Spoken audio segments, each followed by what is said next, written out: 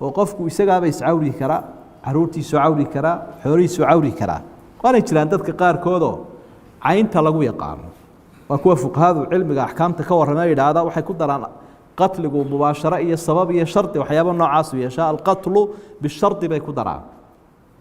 qofku hadii uu isku og yahay oo dadka uu ilaynayo oo saas oo la qasday gantaaliisa inuu ku rido shucaaciisa raysiskiisa uu ku sii daayo waa laga xidhayaa bay halkaas masaariifta lagu siinaya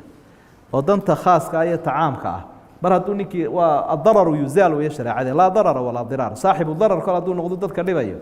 meel baa la iska geynayaa noocyan lagu karantiimeeyo dadka qumayada ah oo kuwaas marka halkaas lagu masruufayo umada laga xidhayaa waxa dhacday nin baa wuxuu iga warramay magaalooyinkeena barigeena mid kamid ah haba lama magacaabo dadku deewaabay ku qabsana ma anaga xawrinay ku oranay ayaa nin sheekha iga warramay waa rin dhacdo jirta qolo meel ku shiraysa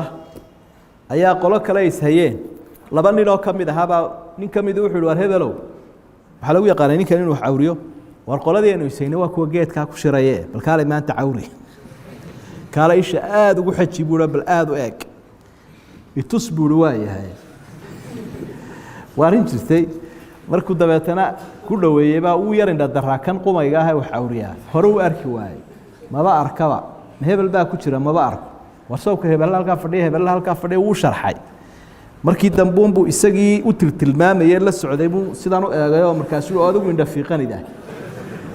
dam labadiiba waa beelayba kii soo kaxaystay laha gantaalaha kaalay rid ayuu isagii ku riday ninkii labadii doodba waa beelay waa arin dhacday bay noqotay booraan hadiimaha qodin ku dhici doonteena mooyaane